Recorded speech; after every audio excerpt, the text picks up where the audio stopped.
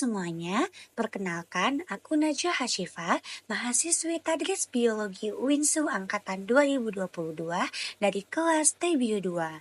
Di video kali ini, aku akan mengajak kalian mengenal dunia mikroskopis yang luar biasa penting dalam kehidupan, yaitu sel. Nah, sel itu kecil, tapi punya peran yang sangat besar. Jadi, yuk kita belajar bareng dan pastinya akan seru.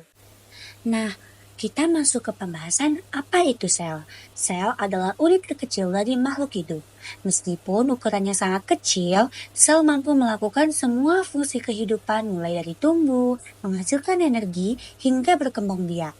Nah, makhluk hidup bisa terdiri dari satu sel saja disebut uniseluler atau dari jutaan bahkan triliunan sel disebut multiseluler. Contoh uniseluler adalah Euglena dan contoh multiseluler adalah kita sendiri manusia. Nah, fakta menariknya, tubuh manusia itu memiliki sekitar 37,2 triliun sel. Wow, kebayang nggak sih seberapa banyak sel yang ada di dalam tubuh kita? Lalu, ngomong-ngomong tentang sel nih ya, kita nggak bisa nih ngomongin sel tanpa kenalan dulu dengan tokoh penting. Robert Hooke. Pada tahun 1665, Hooke mengamati potongan gabus di bawah mikroskop dan melihat kotak-kotak kecil yang menyerupai kamar di biara. Karena bentuknya seperti sel, atau dalam bahasa Latin artinya dia menamai struktur ini sebagai sel.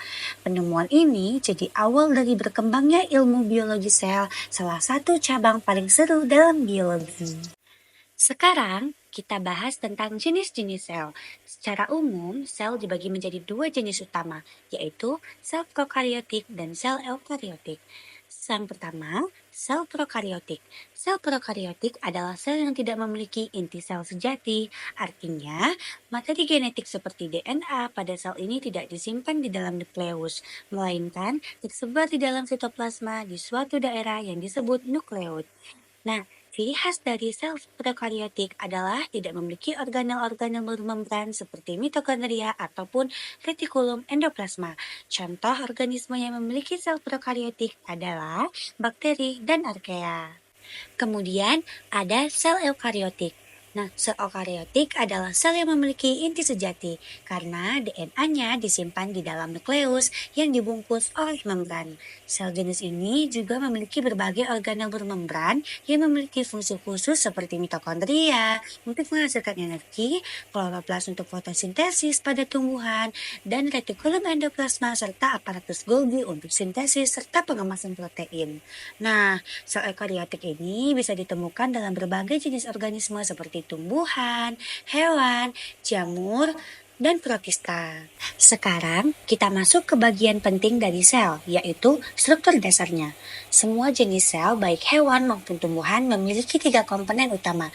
Yuk kita bahas satu persatu. Yang pertama, membran sel. Membran sel adalah lapisan tipis yang menyelimuti seluruh sel, fungsinya seperti penjaga gerbang, yaitu mengatur apa yang boleh masuk dan keluar dari sel. Strukturnya fleksibel, terdiri dari lapisan ganda fosfolipid dan protein yang tersebar di dalamnya, mengikuti model mosaik cair. Membran ini juga membantu menjaga keseimbangan ion serta melindungi isi sel dari lingkungan luar.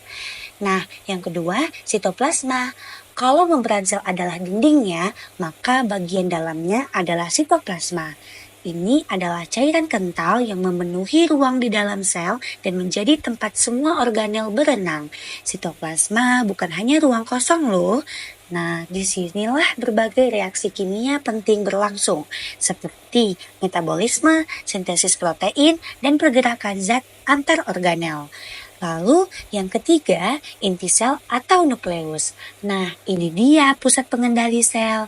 Nukleus adalah struktur besar berbentuk bulat atau oval yang diselimuti oleh membran khusus bernama membran nukleus. Di dalam nukleus tersimpan DNA, yaitu kode genetik yang mengatur semua aktivitas sel dari pertumbuhan, pembelahan, sampai produksi protein.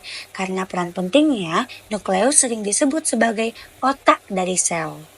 Setelah membahas struktur dasar sel, sekarang kita lanjut ke bagian yang tak kalah penting, yaitu organel sel. Organel adalah struktur kecil di dalam sel yang memiliki tugas khusus, ibaratnya seperti organ dalam tubuh manusia tapi dalam versi mini.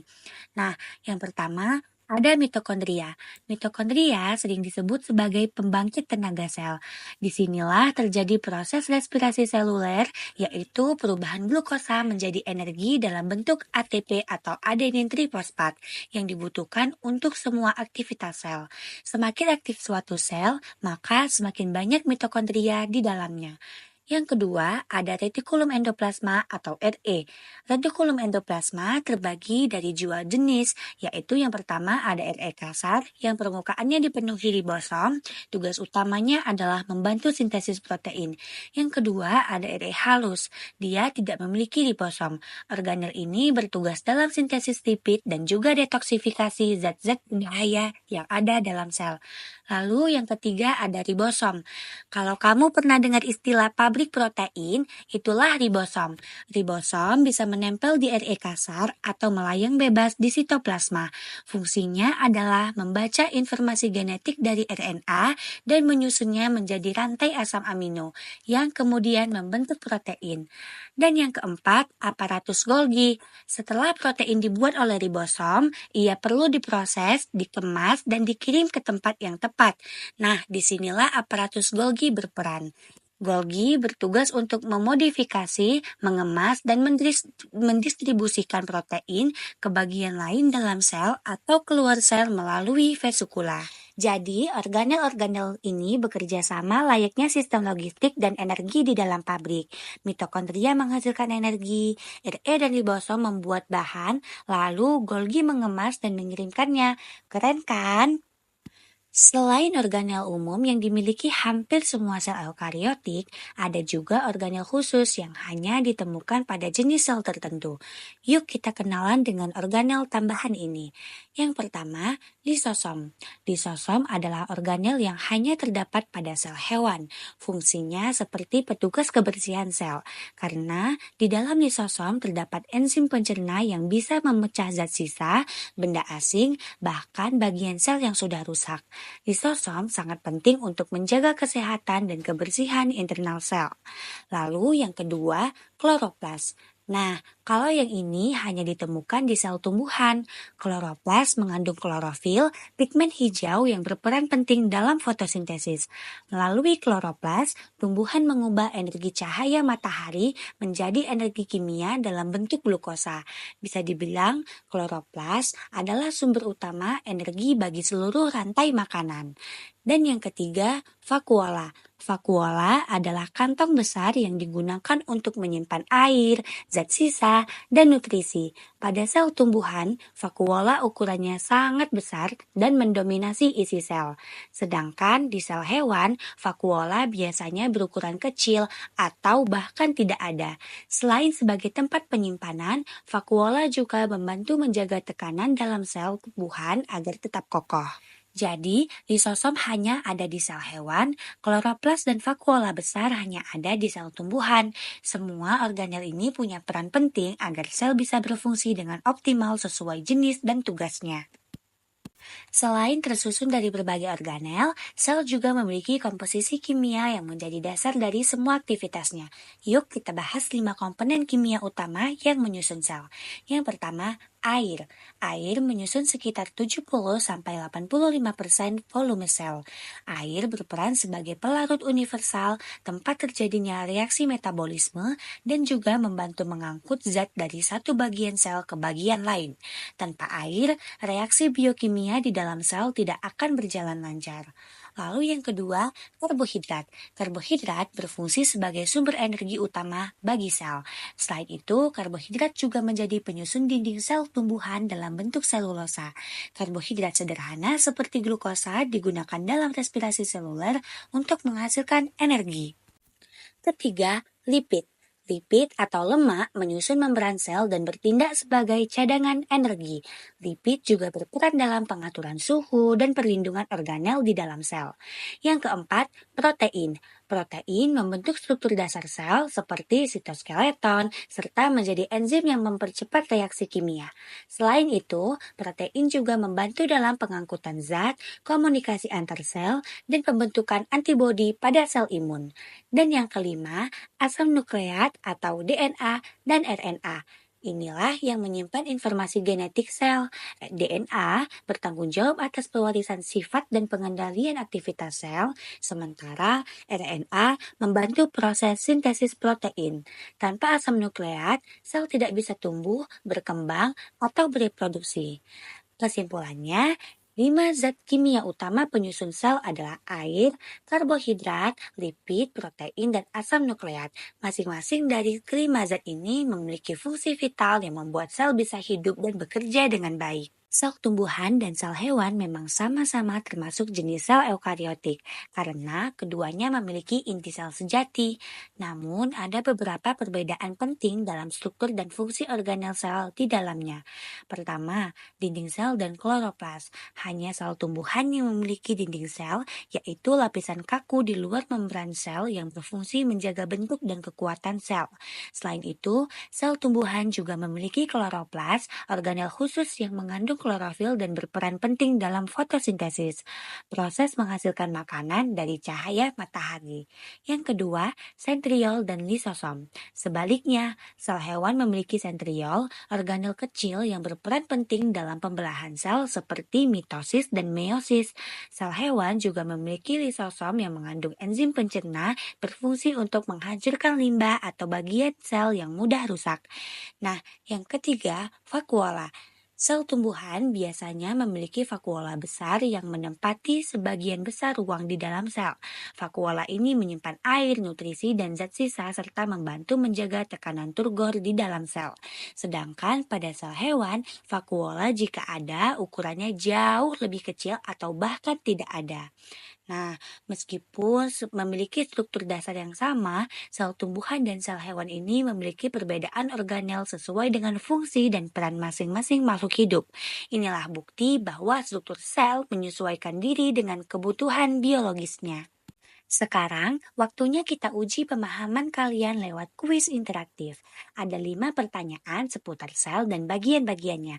Yuk coba jawab dulu sebelum aku bahas jawabannya. Pertanyaan 1, organel sel yang berfungsi sebagai pusat pengendali aktivitas sel serta tempat penyimpanan materi genetik adalah A. Mitokondria, B. Ribosom, C. Inti sel atau nukleus, D. Aparatus Golgi. Jawaban yang benar adalah C, inti sel atau nukleus. Nah, penjelasannya, nukleus adalah pusat komando di dalam sel. Di dalamnya terdapat DNA yang mengatur semua aktivitas sel seperti pertumbuhan, sintesis protein, dan pembelahan sel. Pertanyaan kedua, pada sel tumbuhan, organel yang berfungsi untuk proses fotosintesis adalah A. Lisosom, B. Kloroplas, C. Mitokondria, D. Vakuola. Maka jawaban yang benar adalah B. Kloroplas. Penjelasannya, kloroplas mengandung klorofil, pigmen hijau yang menangkap cahaya matahari dan mengubahnya menjadi energi kimia lewat fotosintesis.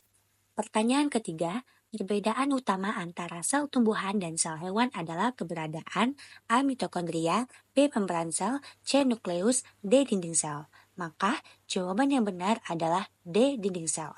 Dinding sel hanya dimiliki oleh sel tumbuhan. Ia memberi bentuk tetap dan kekuatan struktural sel, sehingga sel hewan tidak memiliki dinding sel, hanya membran sel saja. Pertanyaan keempat, struktur yang berperan dalam mengatur keluar masuknya zat ke dalam dan keluar sel disebut A. Membran sel, B. Nukleus, C. Sitoplasma, D. Dinding sel. Maka jawaban yang benar adalah A. Membran sel. Membran sel berfungsi seperti penjaga gerbang, mengatur zat apa saja yang bisa masuk atau keluar dari sel. Ini penting untuk menjaga keseimbangan internal sel atau homeostatis. Pertanyaan kelima, komponen kimia yang menyusun sebagian besar volume sel adalah A. Protein, B. Lipid, C. Air, D. Karbohidrat. Maka jawaban yang benar adalah C. Air. Penjelasannya, air menyusun sekitar 70-85% volume sel dan berperan sebagai pelarut utama dalam reaksi metabolisme. Tanpa air, sel tidak akan berfungsi dengan normal. Gimana? Berapa banyak jawaban kamu yang benar? Kalau belum semua, gak apa-apa. Yang penting semangat belajarnya tetap jalan. Terima kasih sudah ikut kuis ini. Yuk kita lanjut ke penutup video. Maka kesimpulan yang dapat kita dapatkan adalah sel adalah unit terkecil dari makhluk hidup yang menjalankan semua fungsi kehidupan. Ada dua jenis sel utama, yaitu prokariotik dan eukariotik, serta berbagai organel dengan fungsi khusus di dalamnya. Setiap bagian sel bekerja sama agar tubuh makhluk hidup bisa tumbuh, bernapas, dan berkembang. Terima kasih sudah menyaksikan video ini. Sampai jumpa lagi. Assalamualaikum warahmatullahi wabarakatuh.